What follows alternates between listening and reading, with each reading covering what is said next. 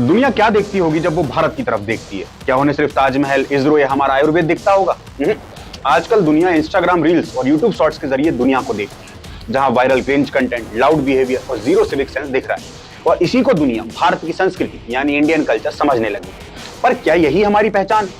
आज के डिजिटल भारत में एक नई सोच, एक नया डिजिटल कबीला उभर कर सामने आ रहा है, जिसे लोग छपरी कल्चर कहते हैं।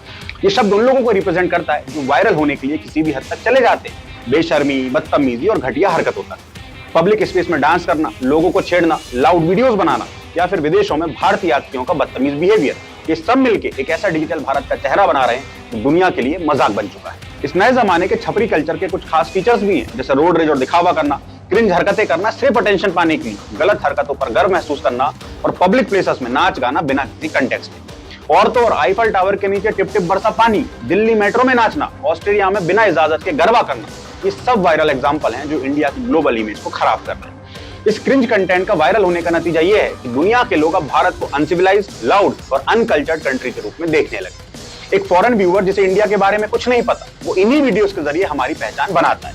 जो काम इंडिया ने योगा, आयुर्वेद, इसरो और सिनेमा के जरिए किया था, कल्चरल सॉफ्ट पावर बनने का, वो सब अब वायरल वल्गैरिटी के समुद्र में डूबता नजर आ रहा है। ये क्रिंज बिहेवियर सिर्फ डिजिटल नहीं, रियल वर्ल्ड इंपैक्ट भी डाल रहा है। भाई, रेशियल प्रोफाइलिंग बढ़ रही है, इंडियन टूरिस्ट को फॉरेन एयरपोर्ट्स और होटल्स में सस्पिशियस नजर से देखा जा रहा है। प्रोफेशनल लेवल पर भी अब हमें एम्बैरेसमेंट हो रहा है। इमेजिन करिए, फॉरेन क्लाइंट इंडिया आता है और उसका वेलकम होता है एक फ्लैश मॉब से, काला चश्मा। ये क्रिंज सिर्फ कॉर्पोरेट प्रोफेशनलिज्म को नहीं, भारत के इमेज को ग्लोबल स्टेज पर भी अंडरमाइन करता है। तो सवाल ये है कि अब करें क्या? तो सबसे पहले ये समझना जरूरी है कि ये फ्रीडम ऑफ एक्सप्रेशन पर अटैक नहीं है, बल्कि एक वेकअप कॉल है। स्कूल्स और पेरेंट्स को डिजिटल डिग्निटी और सिविक सेंस पे ध्यान देना होगा। इन्फ्लुएंसर्स को समझना होगा कि उनकी एक वायरल रील पूरे देश की इमेज को डिफाइन करती है। सरकार भी एक डिजिटल बिहेवियर कोड जैसा इनिशिएटिव लॉन्च कर सकती है। सबसे इंपॉर्टेंट, हम आम लोगों को ऐसे कंटेंट को देखना और शेयर करना बंद करना होगा। जब तक ऑडियंस मिलेगी, तब तक ये क्रिंज फैक्ट्री कभी बंद नहीं होगी। इंडिया आज ग्लोबल सुपर पावर बनने के लिए तैयार है। इसरो चंद्रयान भेज रहा है, भारत यूएन में ग्लोबल स्टैंड ले रहा है। लेकिन अगर हमारा डिजिटल चेहरा cringe videos, road rage reels और मुजरा करने से भरा हुआ है, दुनिया हमें कभी सीरियसली नहीं लेगी।